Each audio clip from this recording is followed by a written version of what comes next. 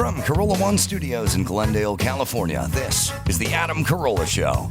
With Gina Grad on news, Bald Brian on sound effects, Jeff Cesario on sports, and Jordan Harbinger drops by. And now, you better hope Lynch never releases the interview tapes from I'm Your Emotional Support Animal. Adam Carolla. Yeah, get it on. Got to get on. No choice but to get on. Oh! Thanks for tuning in, and thanks for telling a friend. Love that about you. Good day, Gina Grad. Oh, she's muted. Hi. And Bald Brian. We'll figure it out.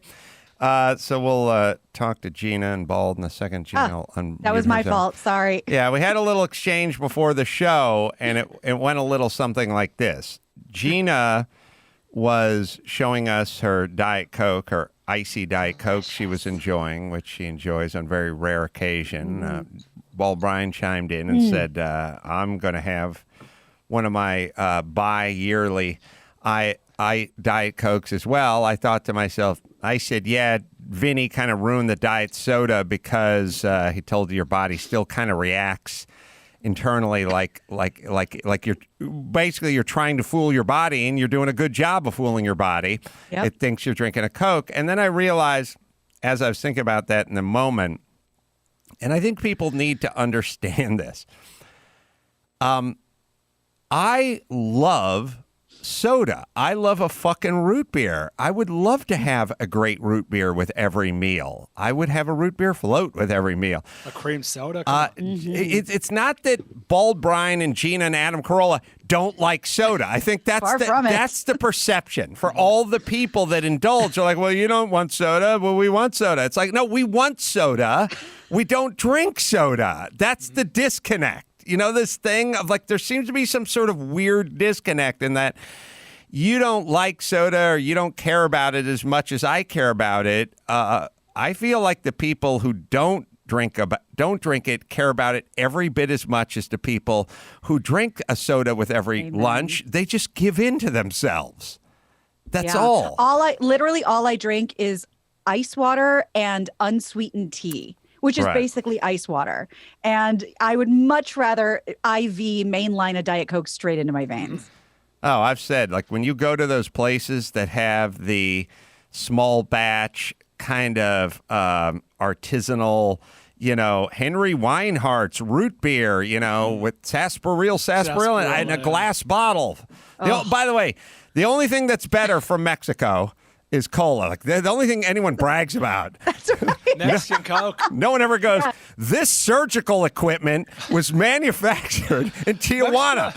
Mexico has two things going for it: Mexican Coke and Mexican Coke. That's right. Well, yeah. in Mexico, because the cane sugar, it's not corn syrup. It's the only thing you put in your body that you brag about comes from Mexico. And my buddy told me that the real Mexican Coke, though, a real Mexican Coke is served in a plastic bag. Because in order to get the Mexican Coke in Mexico, you have to bring your own bottle in. Oh, really? Bag. Otherwise, they just give you a bag with a straw. There's your Mexican Coke. Delicious, refreshing. This AIDS test was manufactured. Yeah, it's only soda. Someone offered Larry Miller a Mexican Coke saying, oh, it has real sugar. And he looks at him and goes, but it's Mexican water. That's the comics point of view on everything. So anyway, keep in mind, everyone wants a Coke, and everyone wants a Mexican Coke, and everyone wants a root beer. Some people do not give in to that craving, and those are the people that tend to lose weight. So I think, and on a bigger picture, whether it's exercise or hard work or whatever, being a good parent, I think so many people chalk it up to, well, that's what you do.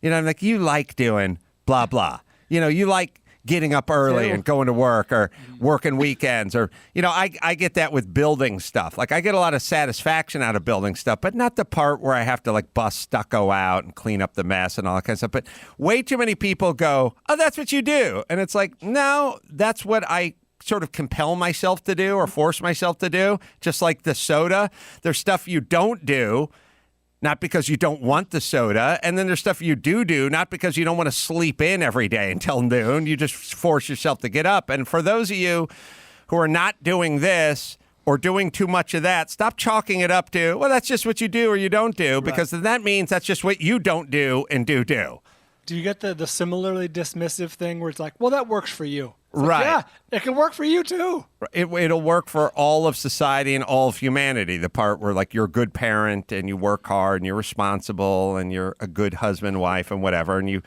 take it easy on the Mexican Coke. All right, so I have some thoughts. One got me on to Billy Jack because I had Dr. Drew over here. I did a bunch of shows with Dr. Drew half hour ago. And I was exploring all these thoughts, and I always say, where does this phase lead us? Because everything is kind of a slingshot boomerang event. In that, hair. I always say, big hair glam rock gave way to grunge, and I don't know. It's not a coincidence that we entered a phase of music where guys were dressing like women and wearing, hair up to here with spandex and eyeliner and makeup and everything. And the very next thing was dudes wearing tattered T-shirts with zero. I mean, obviously, if they had a choice between wearing a sweater with a hole in it and one without a hole in it, then they would pick the one with the hole in it to wear on stage. That was grunge. That's a conscious decision. I don't know if it was conscious for them, but it's a reaction. It's a reaction, and the preppy movement came right after the hippie movement. So the long hair and the Leonard Skinner thing gave way to the popped collar and the crew cuts. Penny loafers made a comeback. Nixon for gave Christ's way sake. to a fucking peanut farmer. The nicest guy in politics. That's how we roll. So I was thinking to myself, well, let's see. Then what's coming next for us as a society? Because I was talking to Dr. Drew. I was listening to Gina's own KFI, and I was listening to John and Ken were telling the story about Barbara Ferrer. They had a recording of her talking to her staff about reopening schools after the election, which was sort of a weird time. She wasn't given a date. She's going, we can do it after the election's done, then we'll reopen schools. It seemed weird. As opposed to actual metrics or something. Yeah, it's exposed to, let's see where we're at in 2 weeks and whatever. Right. It's a random thing to go after the election, which is every time I yelled at Mike August, who has a... Mike August can be checked out in almost all facets of life, but has a very keen political sense. He'll tell you when you talk to him politics, he's very tuned in, kind of both directions on everything, has a good, solid base on that. And every time I said to Mike, when the hell are we going to reopen this stuff? He'd just go, after the election. We'll wait for the election, then everything's going to magically reopen. And I was like, to hear her say it out loud on KFI the other night seemed crazy to me, but... August should be the LA County Health Director. Oh God, it'd be awesome. I was thinking, so I guess we'll play a clip because I was laughing with Dr. Drew, and this will get us into Billy Jack and Billy Jack's girlfriend getting raped by the river, and then we'll get us into the Village People. So and Dawson's got a mashup as well that he seems pleased with himself. He's pre-preening. This is a pre-preen. He's not even gotten a full preen yet. He's setting the table for his preening. It might be preemptive. So preemptive we'll see. Preening? Yeah. Well, we'll see. Preening? Yeah, premature. Yeah. What is you got Barbara Ferrer delivering some bad news? Because I was saying, well, first things first. I'll just play you this 40-second clip I heard on KFI last night. Must have been right before you walked in, Yeah, Gina, probably the Brad. 5 o'clock hour, yeah. All right, well, going to need from us, and then what is the experience around cases and outbreaks when we open even for a relatively small number of people to be on campus.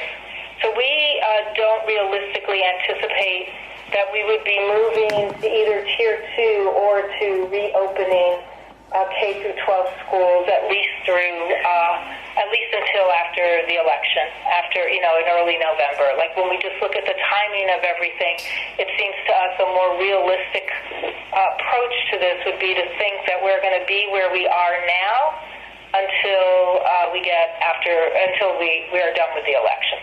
It's funny she used the word done too. Like, it's not just after. Like, it's done. Now we can reopen. It's true. It's in the future, but I feel like we should be looking at data every 2 weeks and then figuring out whether kids can go back to school. So arbitrary. She was talking about schools, right? She's talking about K through schools. 12. Universities, yeah, because they're on a semester or a quarter, whatever. Like, at that point, why not just say we'll open in the spring semester or whatever it is? Well, yeah. What does the election have to do with it? Because she said election, then she said November. She should have just stuck with saying November, because saying after the election twice is very weird. Yeah, very because at that suspect. point, Gina, like the ship has sailed on that semester or quarter or That's whatever. right. It's like just pick it up at brand new when the whole thing starts again. And she's talking about all schools, I'm guessing, grade schools and everything else. K through 12, I think. Yeah. Yeah, either way, it was interesting that she used the word done when the elections are done. When like once this thing's done, then we can move on to reopening things. Okay. So I was talking to Drew about how she's kind of morose and she's sullen and she kind of bums me out. Like, I want C. Everett Koop up there in his Captain Crunch uniform You giving want a the speech. upbeat health director? Yes, I want someone who's like, honestly, I want a little more positivity. And Patch Adams. yeah, I want Patch Adams. You want her to wear a nose. Yes. And then we had, so then I said, everything kind of reminds me now of Billy Jack and Billy Jack's girlfriend getting raped by the side of the river. And then I think I told Gary to mash it up, but then that led me to have thoughts about the Village People. But do we have the mashup, or do we have Gary's? It's about a minute of this. Sorry. It's Billy. Hold on. One is a scene from Billy Jack where his girlfriend was just raped by the river by Bernard, and she's explaining to another girl how Billy can't undo her raping with violence, and then we'll mash that up with health director Barbara Ferrer. Jesus.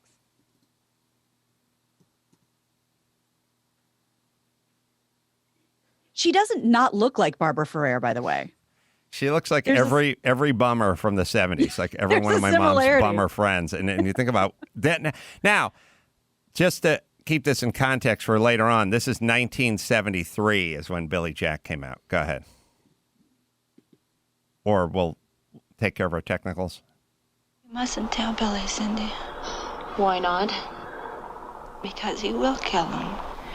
Even if Billy kills him. So if you're a person with an underlying health condition, this is a reminder that we do ask that you stay home as much as possible, even during our recovery journey. The kids, that's all I have left now. Less than half of these, 205, were among people who were sheltered. And If I can't really turn the other cheek, when I can help the kids the most. I'm also sad to report that one additional person experiencing homelessness has passed away from COVID-19, and this does bring the total deaths among people experiencing homelessness to 14. I just couldn't live with what happened here. And to the family and friends of the person who died, we offer you our deepest condolences. Oh, hold on a second. Hold on. To the family and friends of the person who died in the street of homelessness, fuck off. What the fuck were you doing? Where were you? Your brother. Hey, that's my best buddy out there perishing on the street. Hey, that's my kid's sister out there perishing on the street. Like, if that's your kid, go fucking scoop him up and build him a garage bedroom. Sorry, did I cut it off, Max? That was it. That was pretty much it. You get it. So I was thinking, I was there. You guys were not around to experience the full-blown bummer that was the late 60s, early 70s. But then I started saying to Drew, well, you know my theory, my snapback theory, which is where do we go from that? And where we went from that in 1973 was the Village People. To Village People, we're fucking done seeing this chick sobbing about being raped by the side of the river. We want gay guys dressed as cops and Indians and construction workers just marching in place and lip syncing and spangled up and singing happy songs. Singing about the Navy. Yeah, now you think about the manliest thing of all. This was, and lest you guys think that Billy Jack wasn't a cultural phenomenon, it was a cultural phenomenon. That's the reason it was popular. Is not because it was a good film. It like captured the zeitgeist of where we were. It wasn't a good film. It was Billy Jack was essentially a B movie by right. any measure. It didn't have stars. Nobody went on to do anything. It was really not. It was a really. I've seen the movie 5 times, 3 when I was high. But it was really. It's a slow moving, plotting B movie, and it captured the zeitgeist. And obviously, the Village People suck musically, but they were capturing. They both were. They were both subpar products that captured, you can go, well, everyone's got an iPhone. Yeah, because iPhones kick ass. That's why everyone has an iPhone. You know what I mean? Like, that's a good product. Or like, everyone wants to drive a BMW. Yeah, because BMWs kick ass. Billy Jack sucked, and so did the Village People, but it was the timing was perfect. Yes, Brian? I don't know if you have the financials in front of you or if you're planning on talking about them, but I've only really heard of Billy Jack through you in the descriptions. Like, it doesn't make time has not been kind to Billy Jack. By the way, but for that reason alone, you should owe me a debt of gratitude, Brian. Raising money for cancer pales in comparison to exposing you to Billy Jack. Also, Billy Jack was a cultural phenomenon. It was released in 1971. It was the number 2 grossing movie of the year. Budget was $800,000. It made $32 million, which is an astounding sum in those days. The number 1 movie of the year was Fiddler on the Roof at $40 million. Billy Jack number 2 at $32. It beat Talk about two polar opposites. Beat out The French Connection and Summer of and Diamonds Are Forever, a fucking Bond movie. It was $800,000. It made $30-something million when tickets were 75 cents. Wow. I mean, that's big. That is, again, it was a low budget movie. I mean, $800,000 in 1971 wasn't free, but that was not a James Bond budget. No. Yes, sorry. Max Banner. Diamonds Are Forever, by comparison's budget, it's obviously a big budget action movie, $7.2 million. So right. a small movie. Right.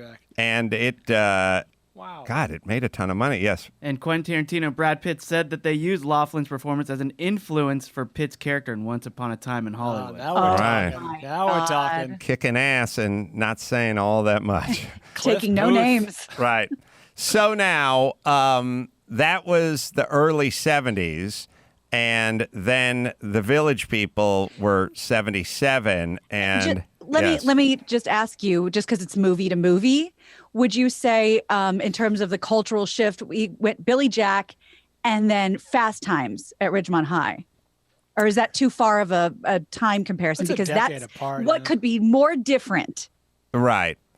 Well, yeah, there's a lot there, but there were some themes in Fast Times that it wasn't a farcical comedy. What I'm saying is this went from bottom line bummer boots on the ground to you take Can't Stop the Music, Xanadu, these big old body musicals. I'm sorry. Do you have how come everyone's telling me Billy Jack came out in 73? Did it re-release? If you Google it, the first thing says 73, but if you do a little deeper dive, it's 71. Oh, okay. Why not?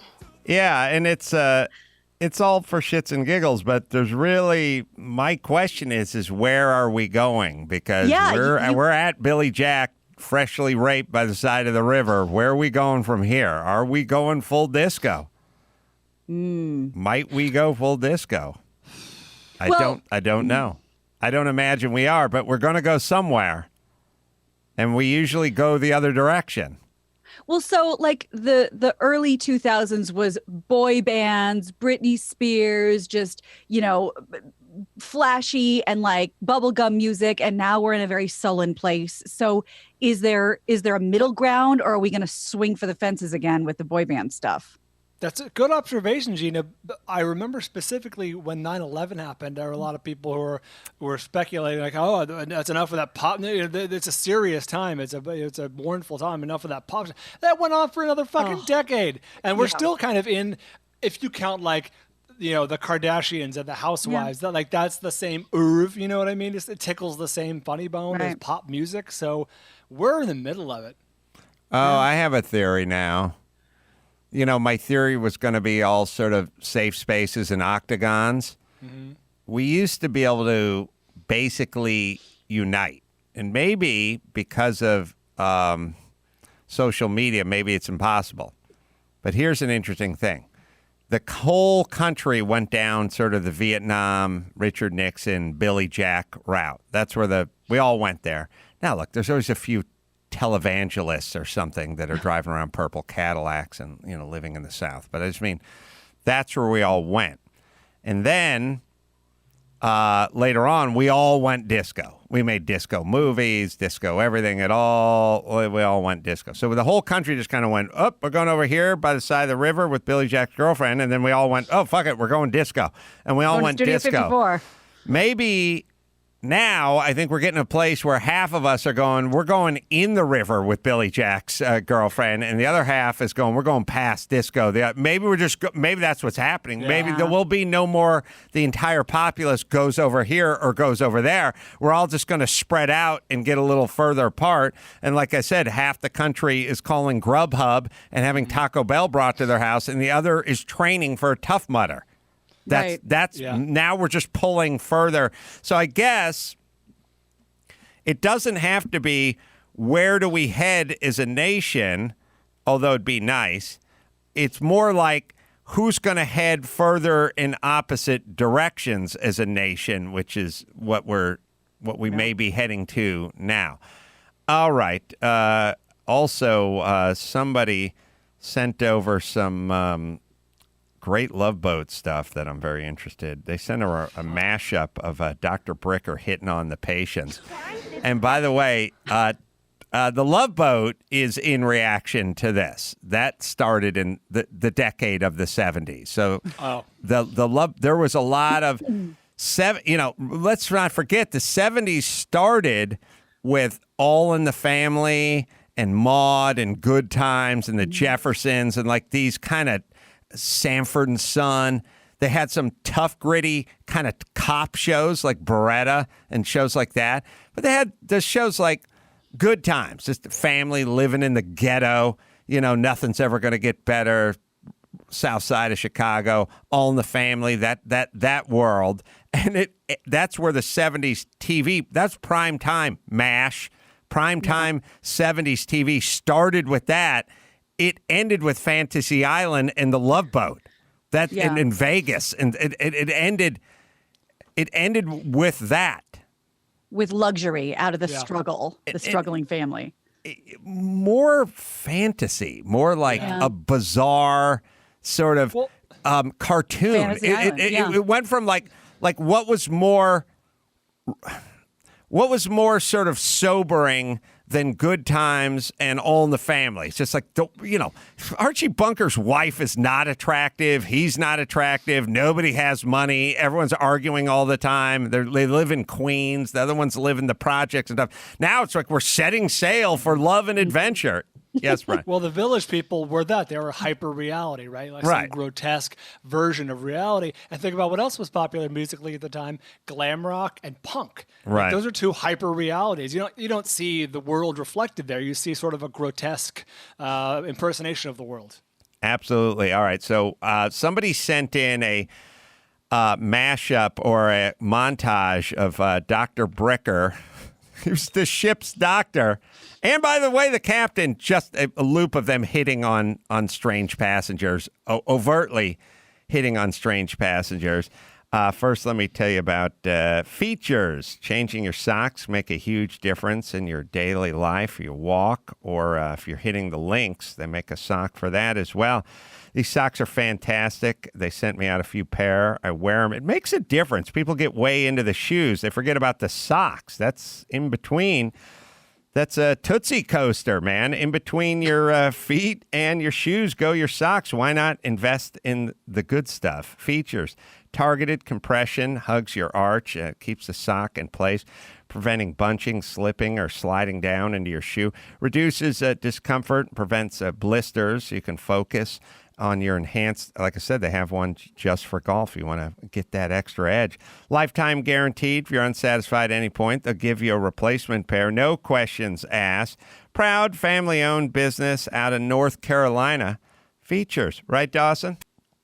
If you did this, so obviously Princess Cruise Lines Incorporated has to vet every script, because if you made a script, think about if you're just doing a comedy at sea and it was a generic cruise line, every fifth episode someone would get food poisoning and be in their cabin the whole trip, and the husband or the wife would have to tend to them while wanting to sneak out and have good fun. And there'd be a bunch of food poisoning ones, mishaps, or mishaps, or somebody would be, Isaac would pour a drink and go, "Ugh, I think this beer's gone flat," and it'd be like, you can watch every episode, which I have.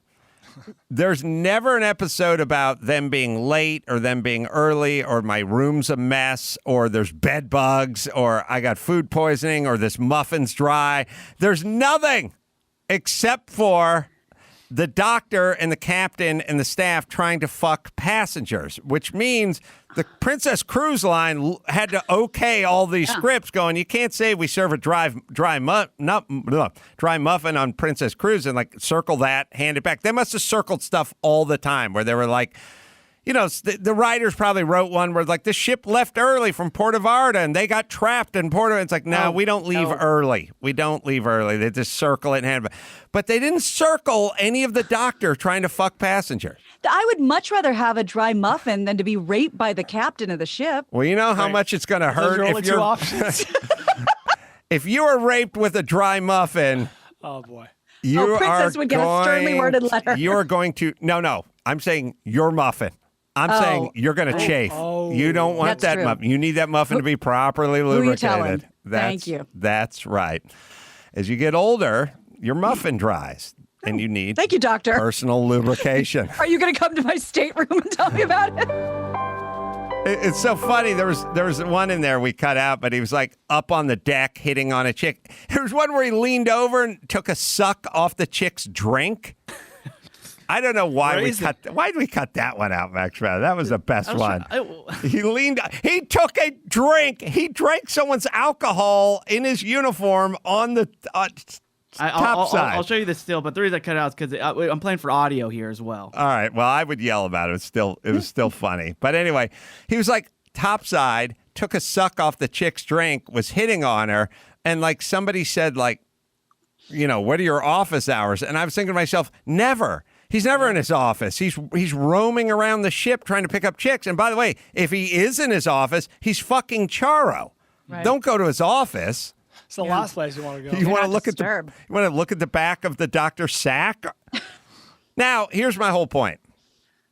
This is you watch this, it seems horrifying now, and the reason it meant nothing to anybody is the same way we'd say, oh, yeah, in the 50s, they would say Negro, they'd say Negro. Yeah, why wouldn't they say Negro? Nobody flagged anything because that was a norm. It was a norm. They ran 10 episodes, 10 seasons, I should say, 10 seasons of this. No one ever wrote a letter. It's not like there was controversy. That was a norm. That was a norm. There's a picture of the doc in uniform on the deck sucking off a passenger's drink before he hits on her. With some high socks and some short shorts. Looks like a Boy Scout. Well, looks like part of the Village People. All I got to say about that is simpler times. All right, let's see. AJ is a teacher from New Jersey. AJ? Hey, how's it going? Hi, guy.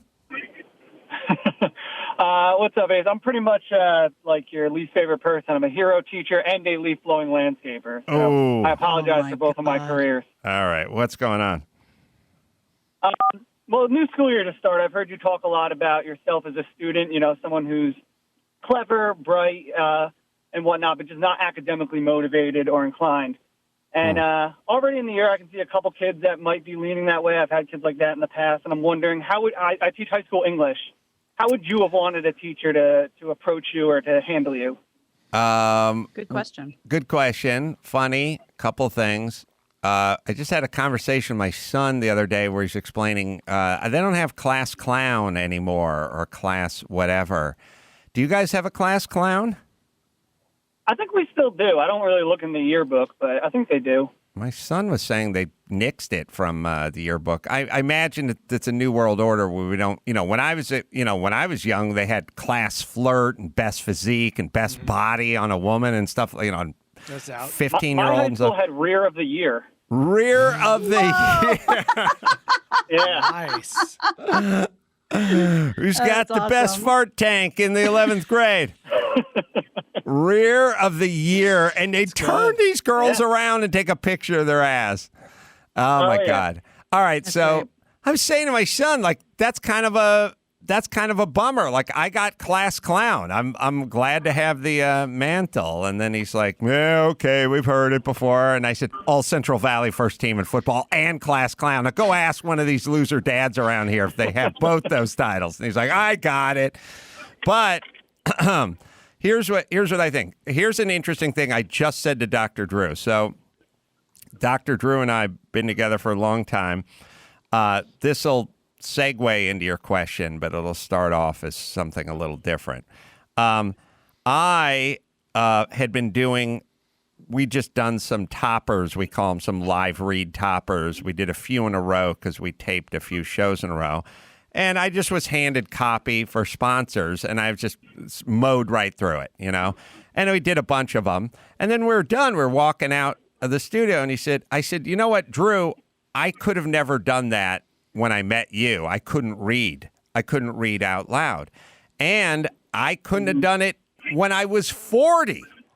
You couldn't have handed me copy and had me read it. I learned to read out loud and that skill of reading the copy out loud past the age of 40, essentially. And now I'm actually quite crazy. Yeah. Now, Drew, I'm actually quite good at reading out loud. Well, it might not sound like much to you. I mean, you were Lord Jeff. You went to a very prestigious college, but I grew up, I never even took the SATs. Yeah. Well, again, you sound a little dismissive about it, but I was literally reading at a 5th grade level when I left high school, and now you could put a whole page of fresh copy in front of me, and I could just mow right through it like a pro. Right. Yeah. Well, again, to me, it's a victory. To you, it sounds like a Tuesday. I get it. You've been reading academic papers your entire life. Well, sometimes I do. I'll tell you what. But, right, sometimes you read for pleasure, and other times you read to prepare for an expose or a lecture, right? Right. Okay. Right. Well, anyway, Drew, I'm just saying I'm pretty proud of myself for learning how to read at such an advanced age. Right. Okay. That's all. I don't expect a parade. I'm just saying it's a big deal to me. It doesn't sound like it's as big a deal to you.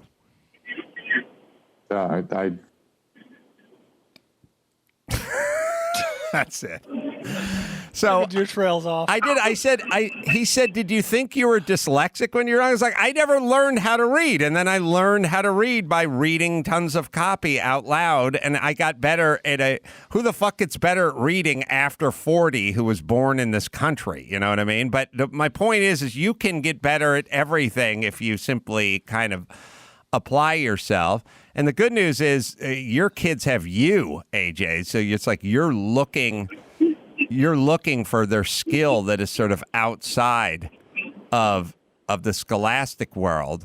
I don't think it's a one size fits all. I think, and I also think as long as they're sitting in your class, they should try to get the best grade they can. I mean, they're there. Might as well do the work. Did you try to get the best grade you could? I did. I did from a very limited standpoint in that I couldn't really read or write. So I would just sort of sit in the class and I would attempt You'd show up to be as good a student as I could, minus the part where you have any tools to be a good student. But maybe more to, and I would imagine AJ's probably already doing this, but in the question of what would you have liked, there are maybe one or maybe two teachers you talk about. We've met one of them that was like really cool, that, noticed you beyond the, inability to read and beyond the goofing off and kind of made you feel like a worthy student and a good person. And that had to be helpful. And I'm sure AJ does that. I never had those teachers, but. Well, what was the one we had on? Mr. Bernal? Yeah, like just didn't make you feel like an asshole. No, Mr. Bernal was nice, and we used to fuck around together. And he remembered that story about me picking up heavy-set Debbie, who collapsed on her high heel. But her name is Debbie. Yes, Debbie, which I'm glad he recalled because I forgot about that story. But I knew him as one of the cool ones, but nobody ever pulled me aside and said, I know there's more going on than your D- GPA. Like, I know there's something more. You just have to find it. And that conversation I never had. I had teachers that thought I was nice and they were funny, or I made them laugh, or whatever it is, but they never really could separate making them laugh or having a quick wit to something that was applicable outside of the classroom. Right. That was the problem back then is you couldn't, whatever you were quick-witted or you had a funny, sharp tongue or you're funny or whatever. It's like, that's all well and good, but have fun cleaning carpets after you graduate high school. See how your quick wit serves you when you're pushing a carpet wand. But AJ, I think for you, just being aware of it and being able to pull kids aside that aren't doing well and kind of going, all right, this isn't your thing. What is your thing? Like, where would you excel? That would be quite a step toward the light. Let's see. Someone wants to comment on my Twitter feed. Karen62 San Ynez. Yes. Hey, Adam. Thanks for taking my call. Hi, Guy.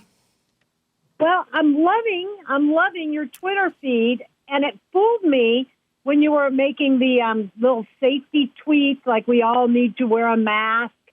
And then I caught on that you were mocking people. But I just enjoy it so much, and I love being on hold because you were talking about the Billy Jack movie. It also reminds me of Walking Tall. Mm-hmm. And anyway, sorry I'm going on, but I also like what you said about where we go from here. It reminds me of the fall of Rome, where you have this big thing that all acts the same way, and then the barbarians take over, but then a bunch of little cool stuff emerges. So I think you're on track there with your theory. Well, thanks, I guess. Also, I was bringing up Walking Tall to Dr. Drew earlier, which is there was these sort of one-man vigilante guys who didn't have guns. They like Walking Tall guy had a baseball bat or a stick or something. I think wasn't that a Rock movie? The Rock reprised Walking Tall, remake, which was a Joe Don Baker thing from the 70s. Another one of those, like, he's a badass. By the way, you could be a hit movie if in the trailer a guy took a baseball bat. Like, here's how you'd be. Here's how you'd be a hit movie. Thanks, sir. You could be a hit movie in the early 70s if some guy pulled up in a pickup truck and said, "Why don't you get back home? Could get a little dangerous out here tonight." And I went, "Dangerous?" And I smashed your windshield with a baseball bat. It'd be like, "Oh, we're seeing that movie." Yep. That guy just broke that dude's windshield. He means business. With a bat. Like, it didn't take that much. It was just him walking along with a Buford. Was it Buford Pusser? I think it may have been a true story. I think it was based on a true story of like a sheriff in a small town who had like a bat or stick. 1973, Buford Pusser. Didn't take no lip. Yeah, Joe Don. Better than Bumper McGillicuddy or whatever his name was. Bumper, BM, Bumper Morgan. Bumper Morgan. The Blue Knight. Yeah. He had I keep saying a bat or a stick, but it's essentially a hybrid between a bat and a stick. Like it's a shillelagh. He took a shillelagh.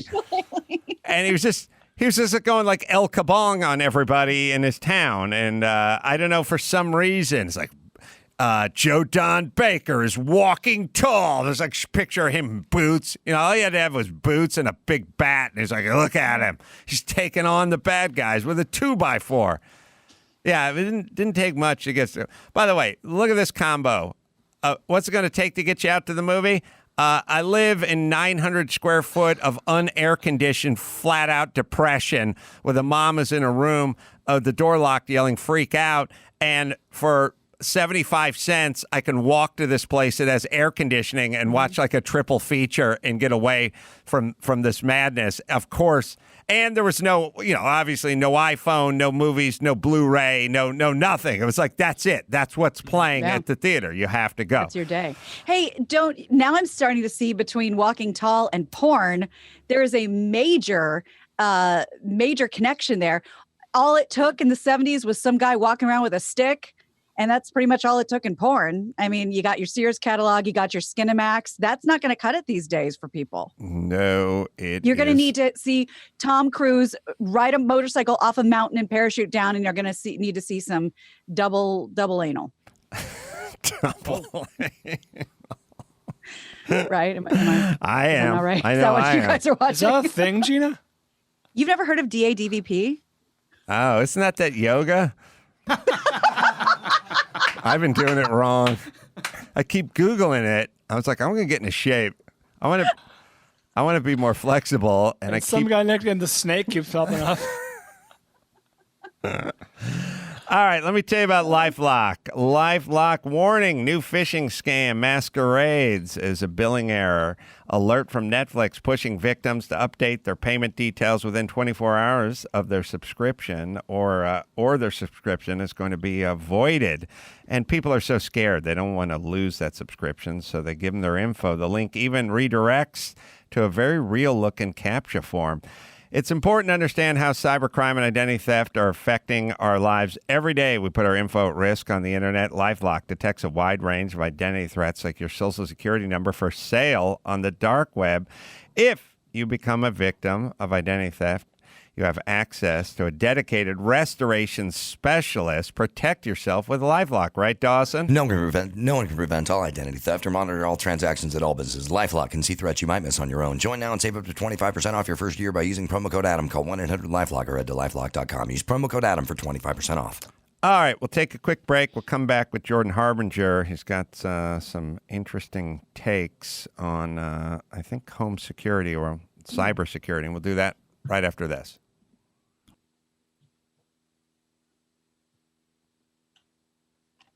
NetSuite presents The Wonderful World of Business with Jordan Harbinger. Good to see you, Jordan. Yeah, good to be here. You know, it's funny. I never realized that the guy who does the intros was a person that was like in your studio. I thought this was like some VO guy way far away. So when he said, "Let me hear you," I was like, "Oh my God, that's a real person." Yeah, he's about 4 feet away. Yeah, it's amazing. The wonderful Dawson. So what's our subject today, Jordan? These smart homes that everyone's getting, that everyone loves to have, these things are getting hacked, and it's sometimes it's hilarious and sometimes it's actually really tragic because it can not only make you actually insecure, but it can make you go crazy. There's a lot of people that are writing into my Feedback Friday inbox that have like ex-boyfriends hacking into their home, and it goes from someone clowning on you to somebody actually like damaging your mental health or your actual health by messing with your home. So I'm going to go through like what that means and how to put a stop to it, or at least start to put a stop to it. Yeah, it strikes me that, I mean, you have cameras and everything everywhere. Many people have exterior and interior cameras and on your phone and on all these devices. And yeah, I mean, if someone knows what they're doing, they're going to hack into it, and they're going to see lots of people in lots of compromised positions. I mean, God, it's so kind of interesting how mechanically privacy is quite a bit from where it used to be in terms of, I don't know. I don't even know if schools have like communal showers anymore. Like, you know, when I played football in high school, it's just this big shower room. Oh, yeah. It was Porky's, you know, and we just 40 guys are just going there and lather up, naked. I feel like those days are a bygone era, but the part where you're having your shit all hacked into and looking at all your photos and filming you and you're on the toilet, that we're just beginning that, right, Jordan? Yeah, that's basically just getting started. So when the Ring doorbell, or like when these doorbells came out, like the common one that sort of films, those things are super useful, right? Like they catch people stealing packages off your front porch. I mean, I got one right away, and I've caught package thieves. And now people are like, hey, the police are using these as a surveillance network. And so that's that's an argument for a double-edged sword. Fine, it's outside your house. What happens when somebody's inside your house? I mean, there are letters in my Feedback Friday inbox that are saying, hey, I'm pretty sure that my ex-boyfriend is turning the temperature up to 96 or whatever degrees every day, every night. I can't turn it down. I thought the thermostat was defective. I'll turn it down. It'll be back up 20 minutes later. And worse. I mean, there's a lot of Wi-Fi cameras that can be placed in your house that you place there yourself, and that somebody adds another camera to the network without your permission, and it's hidden in a socket or a bear or something like that. Jordan, of the Roses. Yeah. I don't know if you remember, if anyone remembers this story, but there was a story, I think it was last year, about a little girl that, she thought her room was haunted, and the parents kept saying, like, it's fine. It's just, you're using your imagination. But it was a dude that hacked into like their Alexa or something, was talking to this little girl and freaking out the family. So, this stuff can get really dark. That is super freaky. Yeah, there's a lot of people that they'll go and they'll find, okay, my ex-boyfriend. There's one example that made me prompt this initial deep dive that I did. This woman, she was saying, I think I'm going crazy, but I'm not sure. And I was like, go see a therapist. And then weeks later, she goes, no, I'm not going crazy. I just got emailed video footage from my dash cam in my car of my commute to work. And I'm thinking, wait, is it hooked up to Wi-Fi? I mean, it's a dash cam. Usually there's an SD card in there. Somebody who she had been dating had figured out how to just put, these aren't hackers. These are people that just get your password or make an account on your system because they live with you. He let himself into her garage via his phone because it can open and close the garage. He went in her car and took out the SD card, and he was able to take the footage out. But he also went in the house. So you've got this poor woman who's an attorney, who's very like a stable-minded person, and she's going, okay, you're going to laugh at me, but I just picked something off my wall about the size of a nickel. Could it be a camera? And I'm like, no, that's where you're going over the line. Like, Chinese or Rush, the KGB is not tracking your movements, but you're getting so paranoid about everything in your house that now she's like, wait, is this clock something that I own? I don't remember buying this clock. She's going bonkers because this guy is essentially gaslighting her. Jordan, it's really easy to do. Question. I have to keep replacing the AA batteries in my universal remote. There you go. Could Lindsay, my old girlfriend from the 80s, could she somehow be responsible? Now, it works for a couple of months, but it seems like the batteries in the universal remote go bad pretty quick, a lot more suspiciously quickly. Even when I do the move where I pop the hatch and roll them around with my thumb. Sure. Lick it. Even then, they still, okay. So, hey, real quick, yes. This story is from December, and the headline is, man hacks Ring camera in 8-year-old girl's bedroom, taunts her. First off, can I say this? None of this has to happen. You know what I mean? Like, what I'm saying is, like, when people go, hey, man, you leave your briefcase on your passenger seat, you're going to get your window broken. Like, you don't have to. Like, I could leave my backpack on my passenger seat of my car and park it out in the street. No one has to break into the car. Right. Like, old guys don't have to haunt. Just because they have the technology to haunt an 8-year-old doesn't mean you have to do it. Like, oh, it doesn't? No. I always wonder naively, like the kids who, pee in the Coke, whatever, and then, run off to watch somebody drink it or whatever. Like, what's in it for you? Like, there's no payoff. You can't brag to anybody. Hey, guess what I did to this 8-year-old? Like, there's no payoff for you. I'll tell you off the air because this is Jordan's segment. Sorry. No problem. Yeah, the only issue that we have here is that people are allowing this to happen. There's no, unless you are a serious figurehead in business. Like unless you're Jeff Bezos and Ben Salman or whatever is hacking into your phone to get underwear nudies that you're sending to your girlfriend. I forgot about that. Yeah. Yeah, we all forgot about that. But it's very similar. Like that's a targeted attack. Most of these, they're not really, I mean, they're targeted attacks, but they're pretty low tech, right? It's an ex-boyfriend or an ex-husband or something like that trying to mess with you because it's the only thing they have left of any control in your life. And they've just managed to get your Wi-Fi password and get inside some of your devices, unless they're really, really computer savvy. Most people, how this happens, because I wanted to figure out how to prevent it, because that's really the key. I mean, going through and undoing everything and wiping all your devices, it's a huge pain. And there's a process to it, but mostly you can prevent this from happening. Everyone says don't use the same password everywhere, and yet everyone does that. You need to get an app like 1Password and save different passwords. People think they're being really creative with being like using their middle name and 1234 as the password on their Google account, which then is used to log into Ring and all these other different sort of brands like that. Like that's problematic. And it's not the device that's the problem. It's always user error. It's always human element going, well, it'll be fine. Like I guarantee you the parents of that little girl were like, we don't need to put a password on this. No one's going to jump on our Wi-Fi network and find our cameras. They just didn't think about it. We have a phone. We have audio of that. Oh, no. I was just letting you know, Adam, that with these apps, like people do play pranks, and I actually have audio of someone playing a prank on me with using a technological app. Should we hear that? Yeah, Can we do that? Open it for here. Now you say prank. You just mean straight up prank, or they're trying to get your info, or yeah. So what it is someone had an app someone drained his bank accounts. What a prank! Someone had an app where and it could get really malicious if you use it in the right way, but where you call two people and it really is you're listening, and one person thinks the other person called them, and vice versa, and then the other person can listen in and talk as well. So he would like have pizza places call each other, and then in this case he had me and a friend call each other, and we both answered thinking the other person called.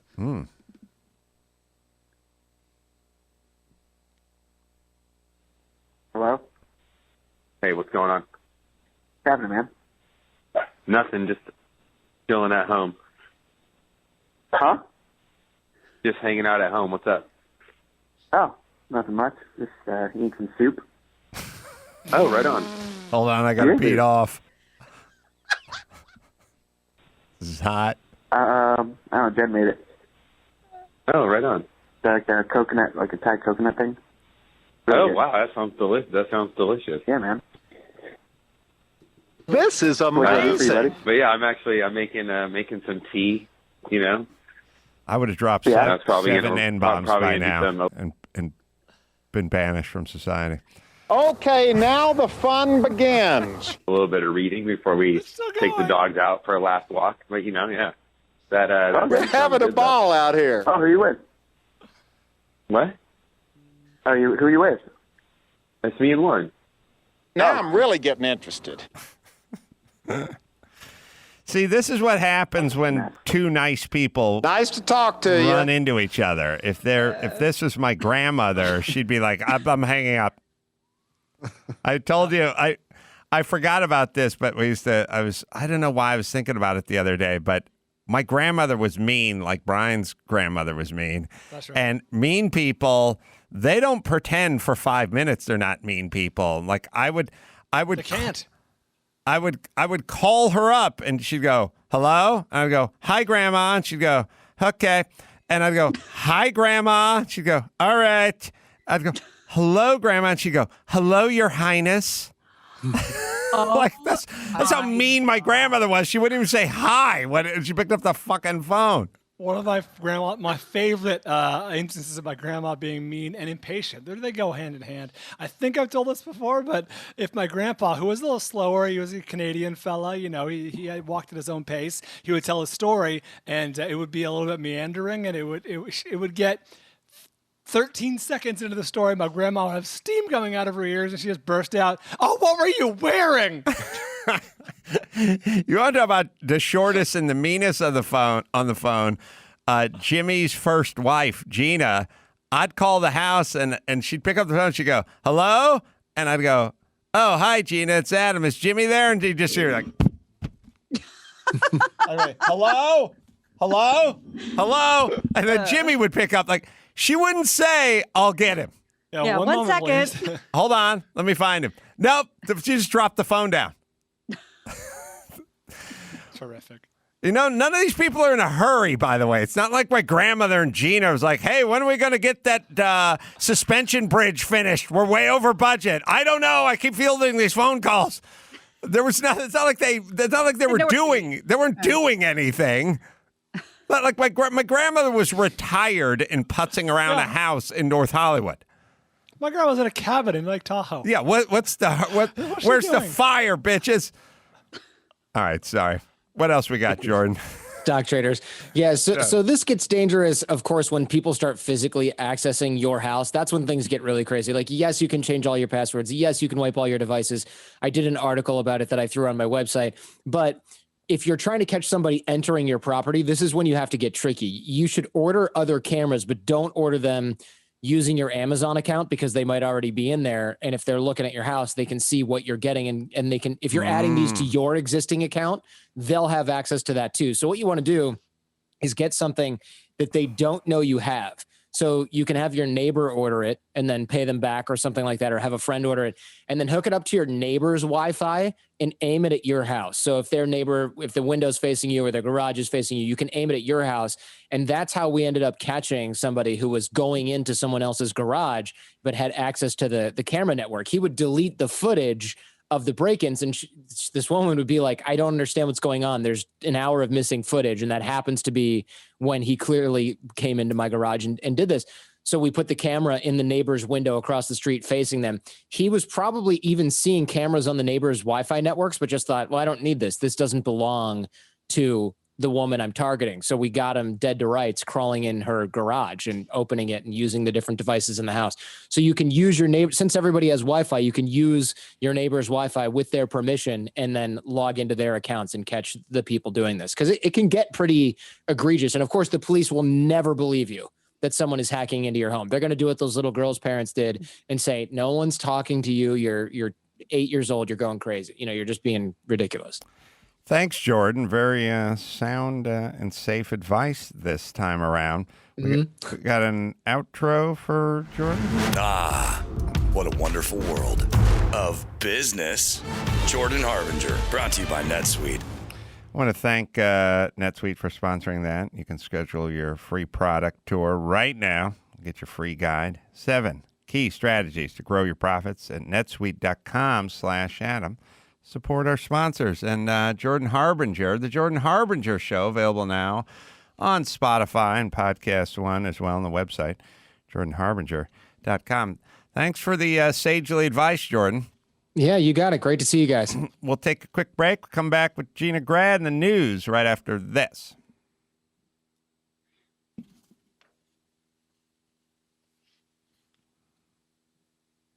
And Jeff's at 3:40. Okay. Give me the news with Grad. News with Gina Grad. Breaking viral, all those crazy Trump tweets. Give me news with Gina Grad. Trouble in the Middle East. Celebrity drunk meltdowns. Need news with Gina Grad. The news with Gina Grad. So if you're listening to this anywhere between San Diego and the Canadian border, there's a very good chance that the sky is smoky and ashy, and you can at least smell the wildfires from wherever you are. We have some footage for you if you haven't seen this yet. It is just burning up and down the coast of California, Oregon. Just to give you some numbers, let's see here. Oh, the Creek Fire, that's a big one near the Sierra Nevada mountains. Among the worst right now, burning 167,000 acres and no containment. This, what I'm showing you right now, you may have seen it.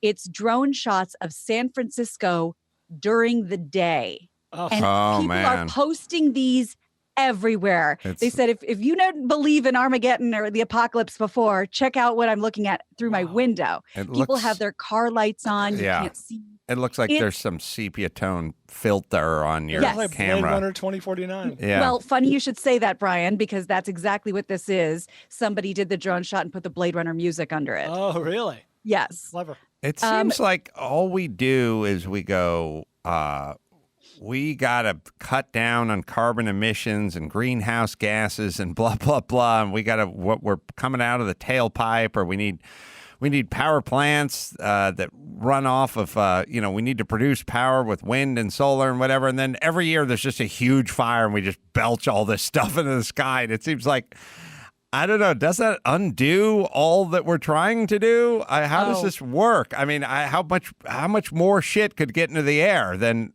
now? These fires are more of a cause of climate change than they are an effect of it. How's that work?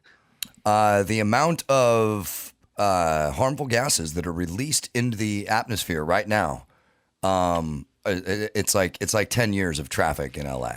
Right. So shouldn't we be focusing So we should on be focusing on the fires and forest causing maintenance. All right. Yes.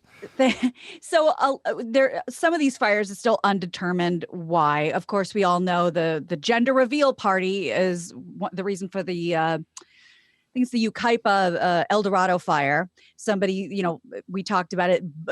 It was an explosion to see if it was blue or pink, and turns out it was a 1,000 dead deer and multiple structures. We still don't know if it's a boy or girl. Another fire recently was one homeless person setting another homeless person's encampment on fire because he was mad at him. A lot of them seem to be that we're living in places. You can in the spare forest. us. You can spare us the because he was mad at him part of the story. just when assume. someone lights your tent on fire, they're disgruntled. Yeah. No. And also we're not even a stern warning. I'd say we're pretty much past that. We're into right. hates you. We're a lot of communities, bedroom communities, are being built in forested areas that didn't have, human error and people there living there 50 years ago. A lot of the brush hasn't burned in 50 years. Mm-hmm. So it's a lot of stuff. I don't know what our plan is, but I feel like we need a plan. The plan is to keep renting super scoopers from Canada and hoping for the best. Isn't there a way to manage the forest? I always hear there's a way to manage it. Then I hear, no, you can't do that. That's bad for the environment or bad for the forest. But I feel like we need some comprehensive plan. Is there places that do it and they manage it and then we just do what they do? All of Canada? Because, All of and Canada? ironically, the fire departments, depending where, they do controlled burns. You do them yourself, so you are in control of the burn area. But and I've learned this since working at the news station, if the fire goes uphill, it goes much faster because it's heating up the ground right in front of it, and it just rips through. And these places haven't burned in decades, so anything is just now. We have a little bit of a marine layer, which is helping a lot, whatever. But this whole state and half of Oregon is literally on fire. I mean, you could look at any fire map, Google it, and it's everywhere. How are you guys reacting to the air? So I was with Dr. Drew for quite some time today, and Dr. Drew is wired like a French piano. He's just I'm wired wired like an old refrigerator. Like I just plug me in, I'll just keep running. It's fine. Lead. Yeah, whatever. A couple kids are going to get locked in me and die every year. But Drew is so sensitive. Like, he'll come in, he'll be like coughing and his eyes will hurt and stuff like that. He's generally, we had this interesting discussion about, he just has a delicate wiring. Whatever. If there's a medication, a sleeping medication, he has to break it into a quarter. He has to take the pill and bust it into a quarter because if he takes the whole pill, he'll pass out where he's standing, and he's just, everything is very delicate and he's very sensitive. So I have no effect. It doesn't do anything to me, but it does a lot to Dr. Drew. And then I guess it does something to everybody sort of in between. Does it affect your throat, your eyes, that kind of stuff? Yeah. It's thick outside. I mean, you can see it. Bad. You can smell it. I have asthma, and and since that mold and shit from that horrible place I lived 2 years ago, it really fucked up my lungs, and I guess it gave me cadmium poisoning, according to the doctor. So from someone who has a medical degree maybe can explain it to me better, but the way I understand it is now I'm like allergic to smoke. So if somebody smokes around me or if I take a drag of a cigarette or something, I can't get it out. It just sits in there, and that's when I just start feeling like feverish and shit. It's so thick it's out no there. good. It's yeah. You can see it and you can smell it. It doesn't bother me per se, but I wouldn't go for a jog. That's for goddamn sure.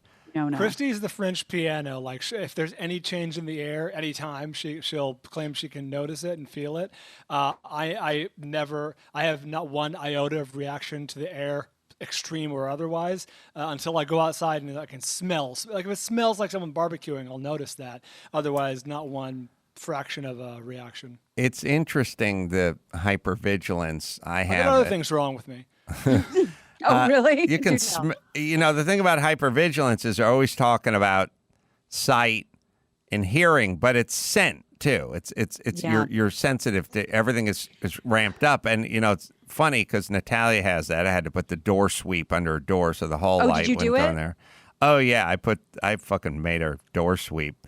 Now, the thing that's interesting is she'll say like, oh, let's go to the beach. And I'll go, okay. And she'll go, drive mom's car. And I'll go, why? I'll drive my car. And she'll go, your car smells like coffee. And I do drink coffee when I drive into work, but I don't spill coffee when I drive into work. I just drink coffee. Essence of coffee. When I drive into work. I don't do a lot of coffee drinking in my car, but in the morning, I have a cup of coffee as I drive into work. It's not in a commuter thing. It's just in a coffee mug. So it's open. This will be a Saturday or Sunday. It's not like I drank coffee in the car within 24 hours. She's decided that my car smells like coffee. I don't know why she doesn't like coffee. I was going to say, she finds the smell of coffee displeasurable? Everyone loves the smell of coffee. Maybe it's overpowering to her. Maybe she really smells it. She has dog nose. I will tell you, when you are hypervigilant, you notice everything and everything bugs you. So sometimes it's not a choice like, oh, this smells good and this smells bad. I mean, you get a little bit older, you can figure out the difference between hobo ass and jasmine, I suppose. But I mean, she's literally, the fact that she smells something bugs her. Does she have a problem with people eating and chewing? Yes. That usually goes hand in hand. So he's telling Sonny to shut your mouth. You're chewing, you're talking, you get your mouth open when you're chewing. She's telling me to shut my mouth all the time. Like all that stuff. And it makes you detail oriented. You notice everything. It can be used for good. She, of course, chooses to use it for evil. But it can be used for good, but that hypervigilance, man, it's all encompassing, and you just notice everything, and it, for the most part, everything bothers you. But on the other hand, you can write some books and make some money if you want to try to turn it in a slightly different direction. Is she becoming super organized, or it doesn't really spill over to like cleanliness and like the room has to look a certain way, or? I'm thinking about that. No, and it doesn't really manifest itself with me in being very sort of anal and organized. I like stuff organized, but if you walked into my office right now, it would look kind of like a mess. So it doesn't have that. I'm trying to think what the syndrome we're talking about is, where you just walk around cleaning everything all the time, and OCD, yeah, OCD. It's not OCD. It feels OCD, but it doesn't manifest OCD. You don't have rituals. You don't have to you just notice everything, but you don't have to walk around the street light twice. Otherwise you're going to get hit by a car, and you don't need everything. Oh, I can't have the black socks and the white socks in the same drawer. There's almost none of that. It's sort of the opposite of OCD. You're so insanely pragmatic that everything bothers you. Yeah. That's everything that's not done efficiently, or that's fun for Sonny and Lynette. It's good. It's why I'm driven insane by the electronic street signs that are above the freeway. Like, I can't believe we're wasting all this real estate on nothing. It's driving me nuts. Like, why does it drive me nuts? Because it's an insane waste to me. And meanwhile, we live in a town where no one uses their turn signal, and we could easily get them to do it if we made a campaign and put it on that sign of using your turn. What would be an easier campaign to achieve? It's not like you'd have to go, well, I got to go to the True Value hardware store and buy some sort of turning signal conversion kit for my car, because my car, every single car manufactured has a signal. 40% and 70% of the people in this town don't fucking use their turn signal. Wouldn't it be a super easy proposition to make it a campaign, put it up on all those signs, and get them to use their turn signal? Anyway. They have the sign anyway, right? So that I see click it or ticket, or the force may be with you, but not the CHP if you're going to drive drunk or whatever it is, and then I get angry. Sorry, go ahead. I'm so glad you brought that up, because I have somebody that you could talk to. Granted, he's in Madison, Wisconsin. And I'm saving this for just such an occasion. NBC 15 in Madison, Wisconsin has posted a feature about a man whose job is the elusive sign on the freeway. Really? And I want to tell you a little bit about him. It's a feature of this guy named John Ryman, whose job it is to create punchy freeway signs to get drivers to slow down. His title is the communication manager with the Wisconsin Department of Transportation. He says the most fun part of his job is coming up with the slogans like hocus pocus, drive with focus. And that's the temperature, not the speed limit. It says, though Ryman says he considers himself a creative person, he does get help from a creative team he calls the Creative Traffic Safety Message Committee. He says the driving force behind each message is to eliminate accidents. Another one of Ryman's favorites is Baby Yoda always rides in a car seat. Be safe, he will. So that's who you're dealing with. First off, all you have to do to put on those signs, if you want to just generally slow people down, you don't have to get cute and wordy. You just write, is that a cop? That's all. Every time you pass by, you go, is that a cop? It just reminds you that there's a cop. Is that a cop? Is that guy behind me a cop? Like with the headlights on at night? Is that a cop? Is that a cop parked down there on the shoulder? Like, you just put, is that a cop? And that's all you need. You don't need to get into Star Wars or anything. You just go, is that a cop? Do you remember your other idea? Have you exercised today? Stop blaming your parents. Yeah. Stop blaming your parents. It's a personal one. Just use the signal, or have you exercised today, or after you, or let's be polite, or something. Just anything. I don't know, this weird, also a bizarre obsession with speeding. You know what I mean? I'm saying like an obsession. You know what I mean? Like everyone I know drives on an open highway.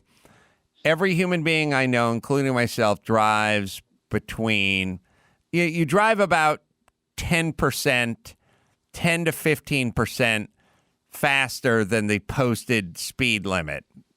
15%, let's say. You know, if it's 65, you drive at 75. You know, Sure. that's kind of the norm. That's every human being I've ever met. I don't know people that drive 140 miles an hour when it's 65. People drive just at the edge of, if they spot a cop, if they lift, can they not get a ticket? You know what I mean? There's that Mason-Dixon line of, you can go above the speed limit, but you can't go that much above the speed limit. And about 10 or 15%, whatever's posted. If the street says 35, then you drive at 42. You know, it's just a kind of an algorithm there. I don't know anyone who's an excessive speeder. And if, in fact, you are an excessive speeder, and you do see these guys every once in a while, you're driving home at night and the guy's going on the full bonsai run in the Corvette, the sign is not going to dissuade the guy who wants to go 160 in his C7R Corvette. No, and to that point, if one is speeding, we'll say going 20, 30 miles over the speed limit, anecdotally, I can say when I'm speeding, I am hyper focused on driving. You know, if you're kind of meandering, you might be looking around. If I'm speeding, driving is the only thing on my mind. Yeah, I'm just saying, I'm not distracted.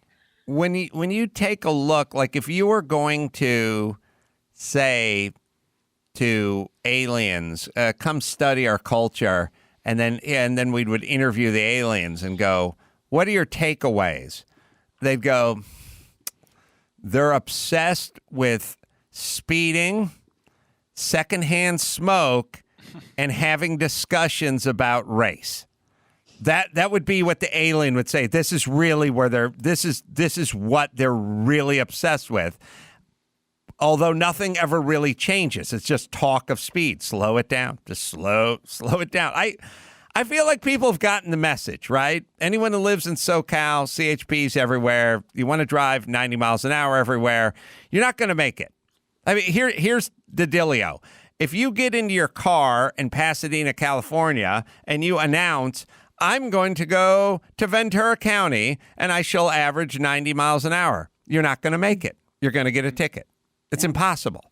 You can't get in your car and go, I'm going to Vegas. I'm going to average 90 miles an hour. No, you will not. I'm going to hop on the Grapevine. I'm going to average 90 miles. No, you will not. You will not make it without getting a ticket. It's understood. Everyone's been there. Got it. Moving on. Let's go on to fucking turn signaling, please. All right. Let me hit BetterHelp here. BetterHelp, online licensed professional counselors who specialize in depression, anxiety, relationships, sleep, anger, self-esteem, and more. Connect with your counselor in a safe, private, online environment. Anything shared is confidential, of course. Simply fill out the questionnaire to assess your needs. Get matched up in under 48 hours. Easy to schedule and secure video or phone sessions, plus exchange unlimited messages. If for any reason you are unhappy with your counselor, you can request a new one at any time, no charge.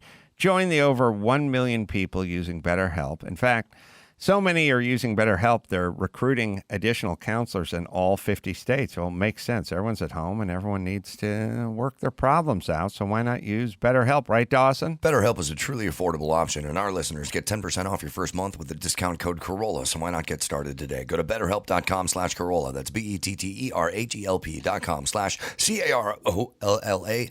Talk to a therapist. Sorry. All right. Talk to a therapist and get online help.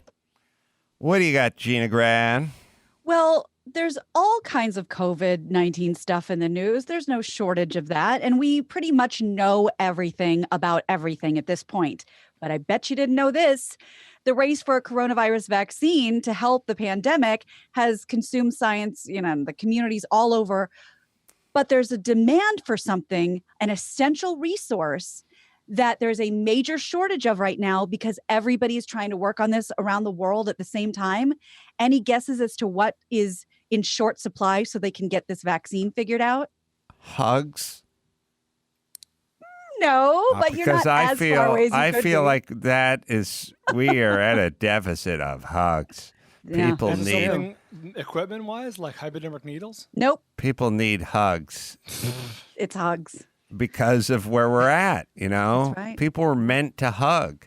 Yeah. That's why There should we not be a have shortage of hugs. 2 arms and not 1 arm or 3 arms or an odd number of arms for hugging. No. Arms are for hugging. It's been so long since we've hugged. Gina, when have we hugged last? Oh, God. Months at least. That's what I'm saying. So I'm going to guess hugs, which are Okay, in the hugs. shortest Oh. of supply. Okay. Is it a shortage of volunteers or people who've had COVID? Close. I was You're thinking, closer. I thought it was going to be like nickel cadmium or something. Like I thought it was going to be some heavy metal or something that they all needed to use to make a That makes vaccine. sense. But I'll tell you what's in short supply right now for vaccine testing: monkeys. So before drug companies call on human volunteers, monkeys are used in preclinical trials to test a vaccine's safety. But with more than 100 vaccines in development at the same time, there aren't enough monkeys to go around. ooh, wait a minute. Remember disgraced monkey handler Bobby Baracino? Oh, yeah. Maybe this is his time to reclaim his name. What happened to all those monkeys? They're at Hef's place. Yeah. Oh, the little spider monkeys. Yeah. Oh. They had the Well, cage there, yeah. Here's the deal. Non-human primate research centers have been strained in recent years because of restrictions on imported monkeys from China and India and lack of funding to support domestic breeding, this according to USA Today. And of course, animal rights activists condemn using primates in experiments anyway. Researchers say it's essential for development of medical science. There's nothing we can do. But Pam Anderson says no. She says, take me as a tribute. So the small number of animals necessary to do this is slowing things down. This does shine a light on all these nut jobs. We're like, we don't use monkey. You can't use monkey. Yeah, I know. We're in the middle of a pandemic, bitch. What do you want to do? Like, what's the plan? We're trying to save humans. Trying to save humans. Sorry. And this always makes me think of like the By the way, toaster you don't talk. think monkeys would test shit on us? Oh, I've seen Donald Probably. Planet of the Apes. Yes, that's exactly what I'm saying. I saw that You know what they're doc. capable of. Yes. That doc. Well, I mean, that's how it would go. Okay. Yeah. You know, when you talk about like we really haven't improved the toaster, really, we're still using the same stuff. It's kind of the same with monkeys because my mom's dad was a very famous in his field, very well-respected pathologist, scientist. And we'd go there, you know, and the basement was full of microscopes and magnifying glasses and stuff. And it was really exciting. But when my mom was little, she used to go with him to the lab. And one of the famous stories in our family was my grandfather stepped out to get something from another room and the gorilla or some huge monkey was in a cage there, and slowly it pulled his hand out to grab her ponytail to like slam her against the bar. And my grandfather ran in at the nick of time and saved her. So this is what they do. Do we love it? Do we wish there was another way? Of course, but this has been going on because our DNA is similar. Mice, same thing. Your family had some winners in it, Gina. I know. And something happened. I know. I feel like you were on a roll at some point. We were. There were some. He was brilliant and famous, and look at us. Gina was gonna be the next great Japanese stage actor. That's right. Yeah. That's right. I should be doing Suzuki work in Tokyo right now. Yeah, I feel like Brian and my family are a little more consistent in the loser department, but you guys had Yeah. some spikes in there. Yeah. Photographic memory. I got none. of it. Well, you know, it's like I told Dr. Drew all those years ago. And it's true. I said, look, I used to tell Drew when we did Loveline, I was like, you know, your kids are going to be living in a much smaller house than they grew up in. And he's like, I don't think he really knew what I was talking about, but I was like, my entire life and for every generation that sort of came before, it was sort of like, I grew up in a 900 square foot house. Of course, my first apartment was as big as the house I grew up in, you know, and I now live in a much better place than I grew up in. But there's a very good chance Dr. Drew's 3 kids are not going to live. It's not all about square footage, but they're not going to live in a place that's as big or as expensive or as nice as he grew up in, and you're not going to be as smart as your grandpa. All right, True, next story. But adjusting for where you live, I too could get a split level ranch in Kansas right now. That's true. But not here. Well, Could not get a split level ranch in the valley. That's what I was getting mad about when I was hearing about the homeless buildings, or you know, the building low cost housing for homeless. Yeah, it was over $500,000 for the each unit. Each unit was over $500,000, which gets you some acreage in Kansas. Yeah. Oh my God. Just for fun. Cause you know, I've been looking at houses and now doesn't seem like a great time for California, but, I was like, just to torture myself, what could I get for $350 in Kansas City? I'd live like a king. Yeah, So the much mayor's mansion. Oh my God. Fantastic. Yeah. So moving on with other COVID changes, little tweaks, all the networks, all the game shows, everybody has to tweak a little bit so they can get back on schedule. And that also goes for Wheel of Fortune. They're going to start tweaking things. You'll notice a few changes when it returns on Monday. And their protocols are basically going to be testing contestants, spacing everybody out. The contestants have to stand 6 feet away. So they're going to have to do some camera magic, and there's going to be some big giant screen. But the thing that you'll probably notice the most is each contestant has a spinning cap. What's a spinning cap? Oh, they're not touching the same wheel? Yeah, a little pouch they have to put over their hand so they can spin the wheel without freaking everybody out. And that's probably the most you're going to notice for Wheel of Fortune, except obviously no audience. In the pantheon of shitty toys from my childhood, they had something called a sit and spin. Yep. You just sit. And you turned the thing? You just turned this knob. Well, the knob didn't turn. You turned around it. Oh. The knob was like stationary, and I think you just turned yourself. You turned you around this knob. which is, I don't know how long that could have lasted. And by the way, if your 7-year-old is really enjoying the shit out of the sit and spin, like, where's Tommy? He's spending hours every day just going in a, you got to get that kid some counseling. There's an issue there. Like, there is something deeply broken and emotional about that. But yes, they had the sit and spin, which also kind of looked like the wheel spin. I think it was like was the sit and spin, did it look like the rainbow spinner when you lost your connection on your computer? Oh, like the little beach ball. Was that the little beach ball spinner? I'll let. Also, they still make these, so I'm looking for an older They still one. make them. Yeah. Isn't sit and spin an insult? Like sit and spin. Yeah. Isn't that something? I think they'd say sit on your thumb and rotate. Oh, okay. So that was shorthand, sit and spin. It was a more aggressive version of take a long walk on a short pier. Yeah, this is more you violating yourself rectally with your thumb. So it's a little more aggressive. Oh, there it is. Yes, I have seen people give the finger and say sit and spin. Right. Sit and spin, kiss your flop, you sit and spin. Hey, look, he's having fun. They join in, Oh, I never saw that. Oh. New kids. They do everything with this weird weird military cadence they do all the time back then. With the whistle. Kenner's sit and spin. You put it together. By the way, this just got worse. You put it together. Maybe don't mention that. I got bored of that activity during the length of the commercial. That's not a good sign. You know what I mean? Like most shit makes it through the end of the commercial before I get bored. Those kids look bored while shooting the commercial. How fast did that fucking wear off? Unless you're like training to be an astronaut or something. So I'm going to sit. I'm just going to go in a circle. Gary just texted me the Urban Dictionary for sit and spin, a polite way to tell someone to go fuck themselves. There you go. So, there you go.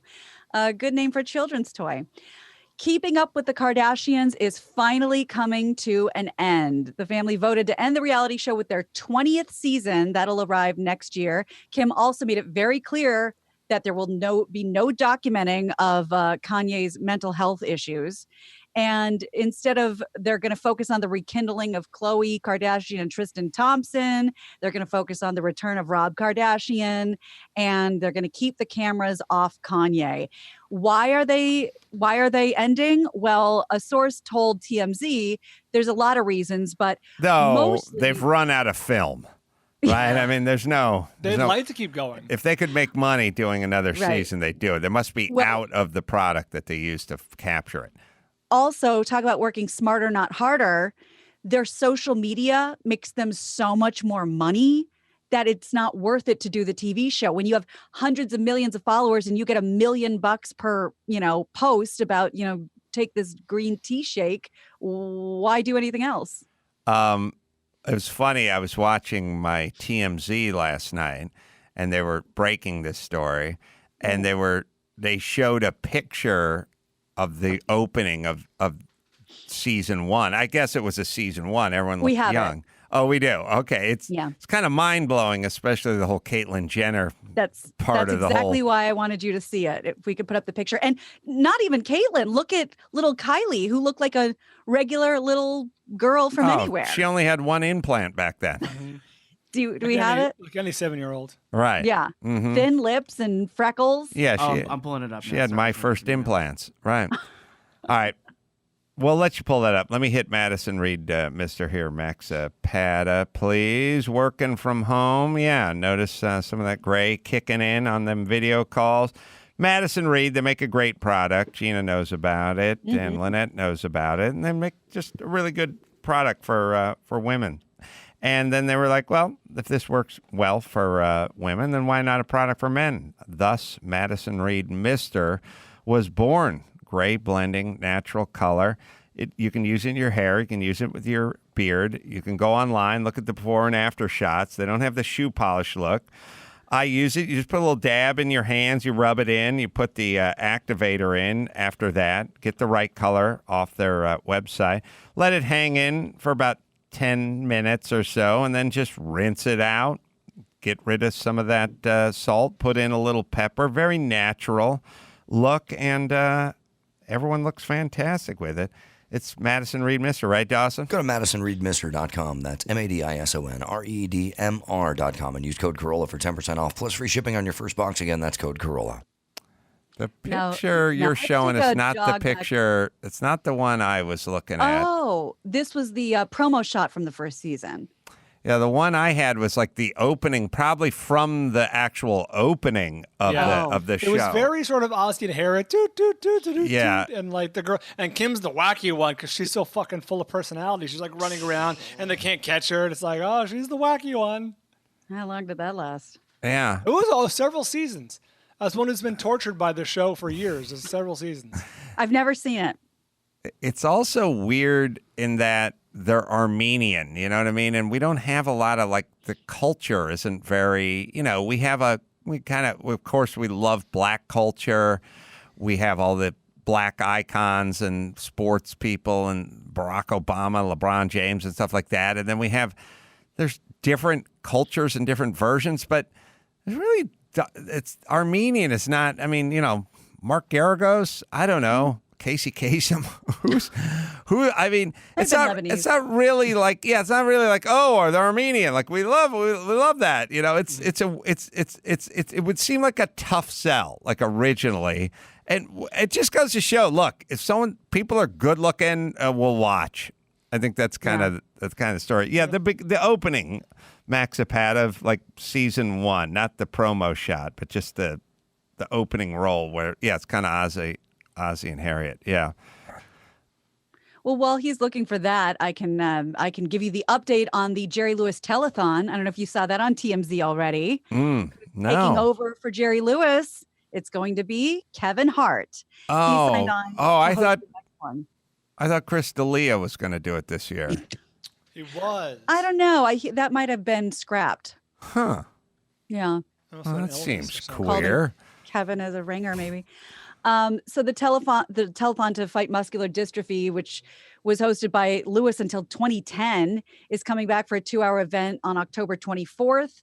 The Muscular Dystrophy Association announced that it will now be called the MDA Kevin Hart Kids Telethon, and everyone will be on it. Eva Longoria, Michael B. Jordan, Jack Black, Usain Bolt, Josh Gad, and they'll raise money for both the Muscular Dystrophy Foundation and Kevin Hart's charity Help from the Heart. HART. It'll be streamed, of course. Jerry Lewis, any guesses on when Jerry Lewis, what year he did the first telethon? Oh, God. 1971. 70. I don't know. 66. Wow. Yeah. What do you guys, when I say Jerry Lewis, what do you think? Just sort of first thoughts. Angry? No, Nutty Professor, that sort of, hey, ladies. I think what about last interview? Yeah. What after that, Brian, our secondary thoughts? The telethon. Later in life, he was a little cranky. He had the swollen head and all that stuff. So first, wacky comedies and then telethon.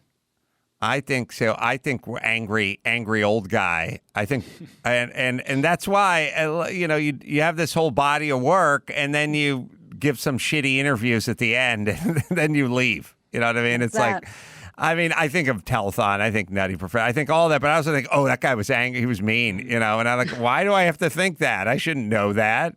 You know what I mean? I should know he's the telethon guy and the Dean Martin. Yeah, Martin Lewis. Lewis. That's what I know that, but I also know, he was an angry douchey guy. All right, clear out. Right. Clear like out. why do I know that? I shouldn't know that. All right, Max Ratty, there's no opening to the show? There is. Yeah, I was just waiting for you to finish that story. We'll watch Kardashians. All right, we're ready. No. You're right here. The wind, you guys, is necessary. The whistling thing. No, that is not cute. Yeah, more. I need someone to make me laugh. Where's Kim? Kim is Skinny always Rob. late. Oh, where's Kim? Oh, she's off doing something crazy. Oh, she's so crazy in front. Enough. Yeah, it's that. We're done. That final picture. Yeah, they look. Everyone's a little kid, and Bruce is Bruce. Bruce is the dude. The lips are a natural ratio. Yeah, crazy. All right, let's bring it home, Gina Grad. You got it. I'm Gina Grad, and that's the news. Gina Grad. That was the news with Gina Grad. SimplySafe, and then we'll get to the sports. Most home security companies trap you with high prices and tricky contracts and lousy customer support. There's only one no-brainer. That is SimplySafe. There's two I's in there. SimplySafe, everything to protect your home, an arsenal of sensors and cameras for every room, window, and door, tailored specifically for your home. You hop online, figure out all the components you need, shows up, peel and stick. Batteries last up to 10 years. Professional monitoring day and night, ready to send police, fire, medical professionals. Set it up in under an hour, and Bob's your uncle, just $15 a month. No hidden fees, no contracts, no pushy sales guys. U.S. News and World Report named it the best overall home security of 2020. It's SimplySafe, right, Dawson? Head to simplysafe.com/Adam and get a free HD camera for our listeners. That's simplysafe.com/Adam to make sure that they know that our show sent you. All right. We'll take a break, and we'll come back and do All Balls with Jeff Cesario right after this. It's time to break down the game film and look at the X's and O's, the KOs and the O-Nos from the world of sports. BetOnline presents All Balls, All Sports. Chet Waterhouse with the BetOnline mini update, sponsored by the Marianas Trench Coat, featuring the deepest pockets in the business. NBA playoffs, Houston Rockets guard Danwell House under investigation for allowing a female COVID-19 testing official into his hotel room. Said House, ain't no laws against swabbing. NFL, Dateline San Francisco. Babe canned wine is the official wine of the San Francisco 49ers. It comes in Grigio, Rosé, and there's something else in this can. Oh God, it's a mouse tail. And finally, the Atlanta Braves beat the Miami Marlins 29-9, setting a modern era record for scoring in a night previously held by Leonardo DiCaprio. This mini update sponsored by Airbnb. It's not an app, it's just a crowbar. Take it away, Jeff. Well, thank you there, Chet. Let's dive right in on our top stories and get Bald Brian riled up. The San Francisco 49ers indeed have an official wine. It's called a Babe. It is a canned wine in the Bay Area. Maybe the only place where an NFL game is on a par with a High School Musical sing-along at Hollywood Bowl. They're bringing wine to the football game. Hey, no word yet on what the San Francisco 49ers official brie is. Up to this point. I don't know why, but I'm picturing the brie head, like the cheese heads. And melting. In Wisconsin, well, you know, you're a Wisconsin guy, but I'm saying if you want to make fun of, if the Packers are coming into town and they want to make fun of the 49ers, they should go with the brie head, like the white wheel up there. Wheel.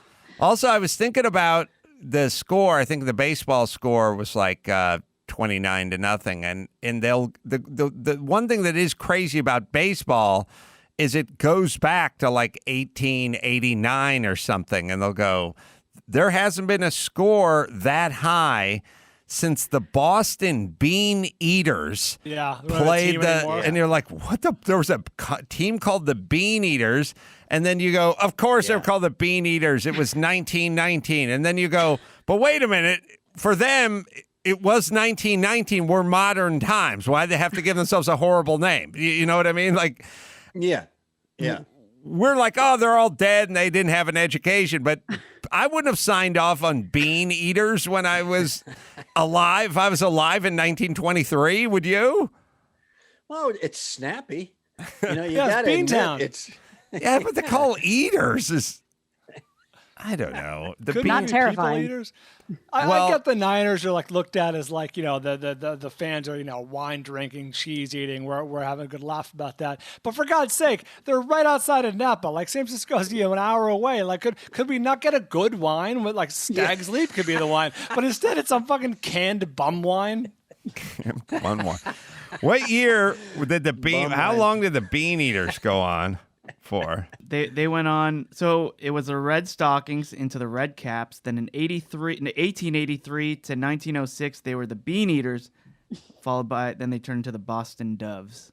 First also off, not intimidating. you go from Red Stockings, which is weird because what are we, transvestites? Like red socks. That's something different back in the 80s. Yeah, and then we went to the Bean Eaters, and then we went to the Doves. Like The peaceful, beautiful dove. was there less intimidating animal than, I mean, whatever, you name yourself the Tigers or the Bears or the Badgers or something. The Doves?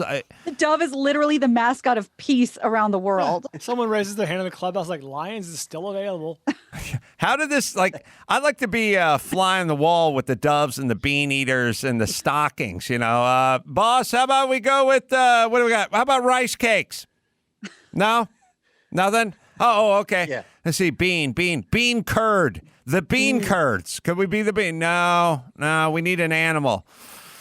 Been there, done that. Let's No, see. too clever? Okay. Kittens. Yeah, or tree sloth. kittens, sure. Tree sloth. What about them? What about some that naps all day? Yeah. Nah. Single cell organism like an amoeba, perhaps. Yeah. Oh, dust mite. Is that something people know about? Or Now we're getting somewhere. oh, pubic How about crab. something everybody does, like pork chop liquors? Oh, Something like masturbate that. or Sure. The skin rubbers. yeah. I'm out of ideas. What if we just named ourselves like, I don't know, the Still Waters or something, or Tap Water? I don't know. I can't come up with a good name for our baseball team. What are you eating over there? What are you having for dinner? Yeah. Beans. Beans. So you're eating the bean? Hey, bean eaters! Lock it in. Go home. Write it off. We're done. Yeah. All right. We're done. So San Francisco, it's like the Bear. Well, like hold on. I don't twins want to me. to add this, but later on tonight, I am going to eat pussy. I'm just saying. Yeah. All right. Get back to us when you do. I'm Focus group that. not saying put it at the top of the list, but just make sure it's on the list. That's all. Back to red stockings. That's right. It's like San Francisco got all the artsy fartsy genes. They're like twins, and Oakland got all the bow hunting while drunk genes. It's just like, I don't know. It feels like that divide is very clear between those two cities to me. Oh, that's a very interesting point because we started, I've never thought about it, but we did start the show off by talking about how glam rock gave way to grunge. You know what I mean? And maybe it's not a coincidence that the most refined gave away to the most barbaric, but they're the closest in proximity. Maybe all the sort of over-the-top Oakland Raiders, bad boy, welcome to Black Hole. I kept saying Black Jungle or something, but the Black Hole. All that. Maybe that is a reaction to like you folks sipping your Chardonnay over there, like because they are as close as you can get, sort of geographically, and as far apart in terms of how they carry themselves. Maybe that is just like literally, it's like, I don't know, the young girl who grows up in the prim and proper, Christian household who's going to date the bad boy, like maybe they were created by that. It's interesting. Chris should look up when the Black Hole came about because the Niners became the Niners, around 1980, 81. Okay. Well, I was going to say, after the Bean Eaters and then they turned into the Doves, we're talking about the Braves again. Then they became the Rustlers after the Doves. Oh, well, that's more like it. Yeah, started heading down that route. Where do you want to go? Okay, we've been the Bean Eaters, we've been the Doves, we've been the Stockings. Should we go with the pacifists? Or how about the microaggressors? I got... Yeah. A lot of cattle rustling in Boston at the time, so that one fits. I understand that. All right, let me hit BetOnline, by the way. The wait is over. Football is back. We are up and running. A lot of good games coming up to on BetOnline. Sunday games, we got the Seahawks versus the Falcons, Packers and Vikings, Dolphins, Patriots, Buccaneers, Saints, Cowboys and Rams. BetOnline gives you more options to bet and wager than any place online. I went on BetOnline a few hours ago. I put 5 large on Johnny Weir. Oh, wow. Oh, yeah. Look at you. Hey, man. I had a front row seat to Christy Yamaguchi, so I put 5 large on Johnny Weir on Dancing with the Stars. The Gooch. So you want to get in on the action, I would suggest heading over to BetOnline. Visit betonline.ag, our exclusive partner, Podcast One. And don't forget promo code Podcast One for your sign-up bonus today. BetOnline, your online sportsbook experts. What else we got? BetOnline ad for betonline.ag, sponsored by Semi-Gloss Paint. Let some other sap risk it all on Glossy. Houston Rockets guard Dan Wellhouse. He's under investigation for potentially allowing this female COVID-19 testing official into his room. It's looking like now he may be cleared. Tyson Chandler, also of the Rockets, may also be in some trouble. They're investigating this. So apparently now, if you want to be an NBA groupie, and who doesn't, right, Gina? Right. I mean, Sure, that's where yeah. all the action is. Right. Here's what you have to do. You have to be hot, still qualify as a COVID-19 testing official, convince hotel security that midnight, medically necessary time to test, and then when you leave at like 5:43 in the morning, you had some sort of Q-tip emergency or something. I mean, clearly this is an excuse for banging, but they're pulling it off somehow until this slight slip up by Dan Wellhouse. Does anyone really know what the bubble is and how it's laid out? Like, obviously, there's a court to play all the games. There's got to be practice facilities, or two official courts, I guess. There has to be. I mean, what really does it entail? Does it have a movie theater? Does it have a tennis court? Obviously, it's got a gym. Obviously, it's got a buffet. Are people all heading down to the cafeteria at a certain point? Are they bringing in, Jody Maroney sausage sandwiches? Can you bring in? Are they ordering stuff and bringing it in? Is it room service? Like, where the wives? I know, like, the moms and the wives are now showing up for the playoffs and, like, being in the audience. Does your wife stay with you in your room? Is she quarantined? If she comes in, like, they just kept saying they're playing in the bubble, which sounds good, but I'm kind of curious, like, what the lay of the land is. Like, where do you go? And has LeBron James been physically inside of this for a month and a half now? Like, literally. Mm-hmm. And so no one sets foot unless you need hot wings, but nobody, unless there's a funeral or something like that, nobody steps outside of the bubble. Is LeBron James's kids coming into the bubble? Like, I just keep hearing the bubble, but there's got to be a little more to it, right? Like, yeah, I would say that I'm sure the guys are looking up the actual rules of the bubble as we speak. But, it's locked down tight because it's in Florida. What could go wrong? Mm-hmm. So I imagine guys are I'm sure there's some tunnels under the bubble right now that are bringing in what the guys really need. What do you think the acreage of the bubble is? Like, how does it involve this? Well, Disney has a ton of land, and they built this massive ESPN sports complex there, at which they had sort of all-star high school football games for the scouts to watch, and all their giant award ceremonies are down in this huge facility with these. They've got, I think, 2 or 3, essentially, 3,000 seat basketball type arenas. They've got practice fields that they can change into performance fields for football. They have a massive complex down there, and they've sunk a ton of dough into it. How they're enforcing these rules and what these actual rules are, I'm not exactly sure, but I'm sure they have been circumvented. If you've got people going, hey, if I just dress as a COVID-19 tester, I can get in. I'm sure there's other ways to get in. I wonder, so like LeBron James, will this take him? Does he see his wife, or does his wife stay with him? Or do his kids come to the game? Well, for the playoffs, they allowed each player to bring in like 2 people that they want. Mm-hmm. And they have to know them. They can't be like social media contacts or anything. They have to be like family members or very, very close friends. Mm-hmm. So if you're watching the games now, you kind of see. Yeah, they get tested. Right. They come into the bubble. Yeah. They don't have to quarantine, I guess. They can just get tested and come into the bubble.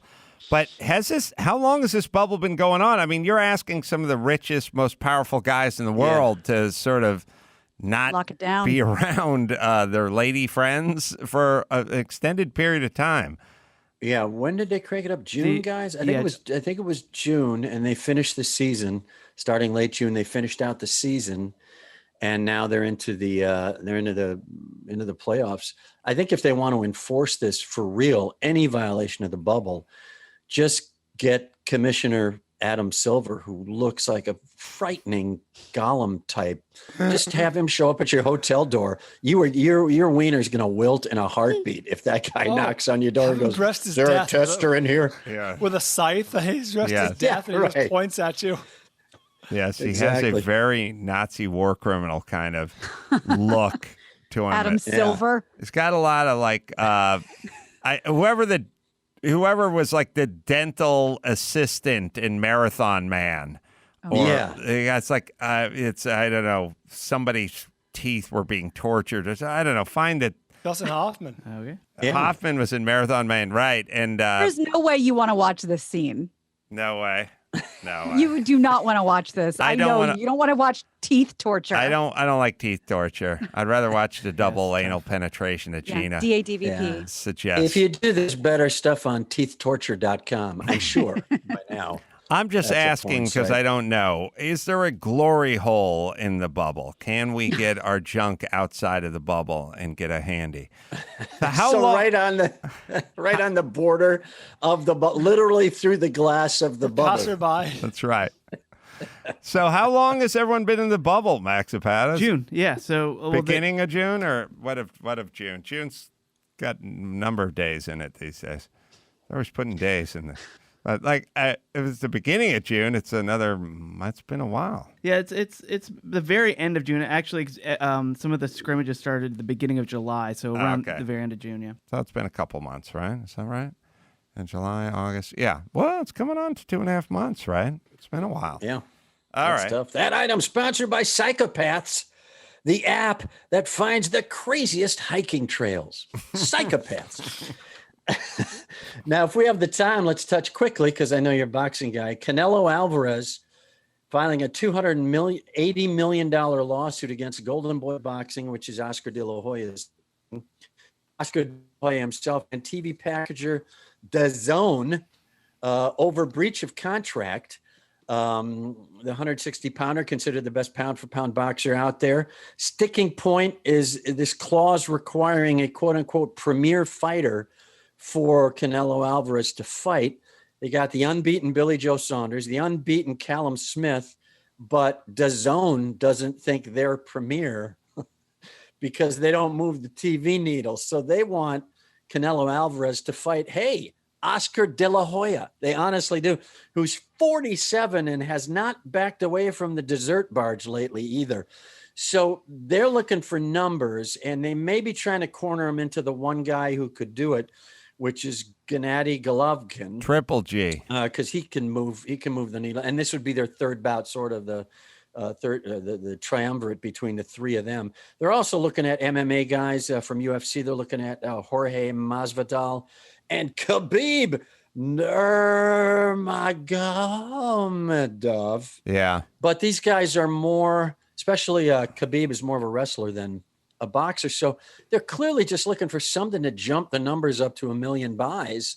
And Canelo Alvarez, who's 30, his prime is for a boxer is, a couple of years maybe before he starts to seriously go downhill. Well, he's looking for big fights. Yeah, thank you. Yeah, they last longer. Madoff. Thank you, Gary. Everyone lasts longer now, just like, you seemed when you were a kid, any of your parents' friends at your age now seemed really old. Now you don't feel that old. Yeah. I mean, you're just wearing flip-flops and cargo shorts, you know what I mean? It's like, and boxers and athletes are, look at the NFL. You got you got Aaron Rodgers and Brady and guys like that. You have guys who've been in the league for a long time, all still playing at a high level. So, it's not what it used to be in terms of age. The lighter weight guys don't last as long as the heavier weight guys. Heavier weight guys can go to 40 or sometimes even a little beyond. The lighter weight guys, because when you're lighter weight, you rely heavily on speed and not power, and the power doesn't really go away, but the speed does go away as you get past 30 and into your head toward 40. But after watching Conor McGregor fight Floyd Mayweather in a very competitive bout, who's to say that some of these MMA guys couldn't put up a fight with a boxer? And it's true, a guy like Khabib does a lot of wrestling, but they are getting much better with their hands, and they're tough as nails. Like, they're used to being punched with a oven mitten versus 8 or 10 ounce glove, which you wear in boxing. I mean, what they're wearing are like gloves or cycling gloves, basically the gloves you'd wear when you ride a 10-speed in the 80s. That's what MMA guys are used to getting hit with, and getting hit with an 8 or 10 ounce, probably an 8 ounce boxing gloves. It's got a lot more heft there, so there could be some good stuff. Triple G is pretty amazing, but those guys have fought twice already. Tyson's coming back at 54. He's fighting Roy Jones, is probably 50, 52, 57. I don't know if Roy Jones is a little older, I think, Roy Jones is that old? 51. 51. Roy Jones is younger than Tyson. And so Roy is 51. Tyson's 54. They're coming back. They're also starting this like old man league for everything. I think they're going to do tennis. Yeah. They're going to do boxing. They're going to just have these guys you remember from the past come back. I hope they do it with porn stars. We get Ron Jeremy sprung. Sure. We have Old-timers Day. Old-timers Day. Hey, Randy West is holding up nicely. So that'll take a long time, that porn film. Yeah. With guys over 60.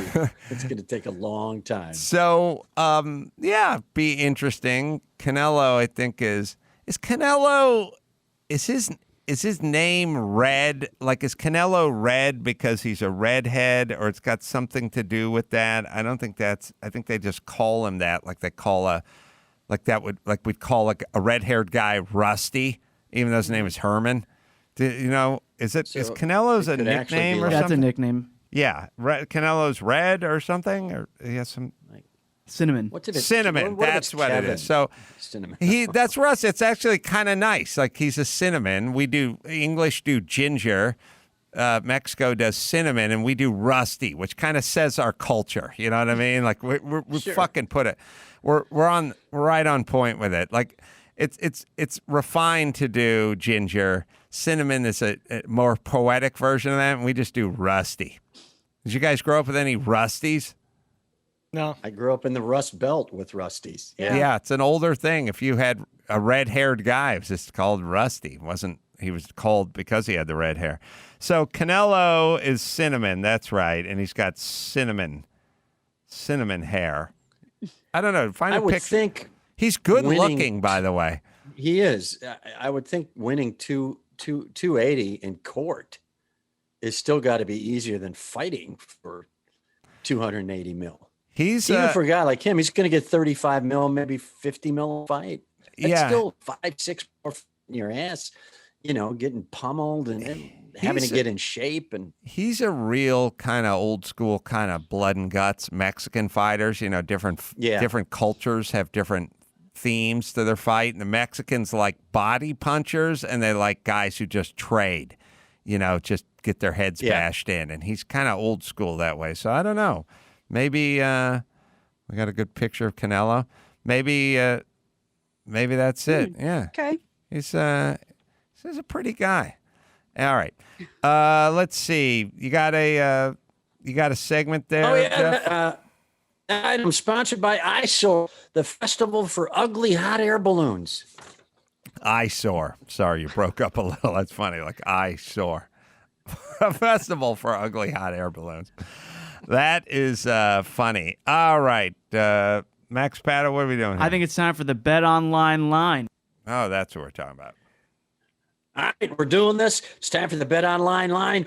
Look out. It's Bet the Farm Friday. That's right. Your team, your karma, your bet. All four of you clowns. Your team, your home team, we're going to give the line and you make the bet. And then we're tallying it up. God. This coming weekend in the NFL, Bald Brian, your San Francisco 49ers at home versus the Arizona Cardinals.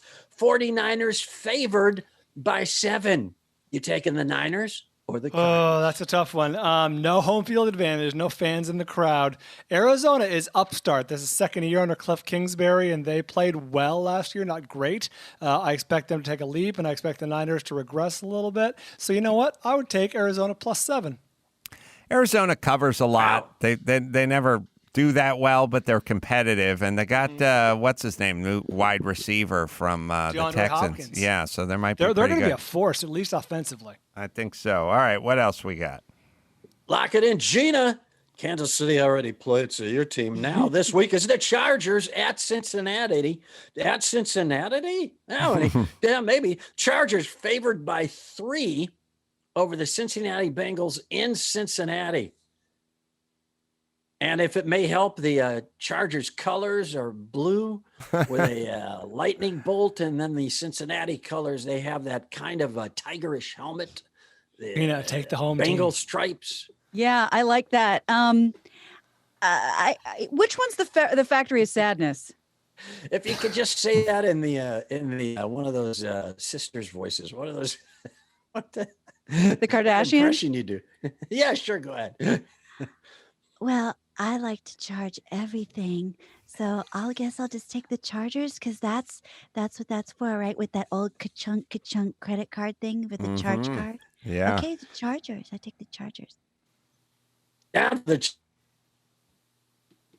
Packers favored by 2.5. Oh, brother. Jeff's busting up. Hold on a second, Jeff.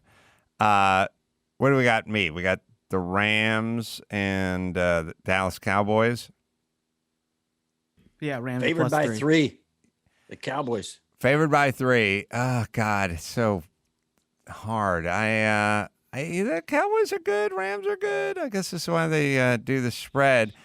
Yeah, no home field advantage, but I guess you don't have to travel. I mean, you don't have to get on an airplane. That's got to be good for something.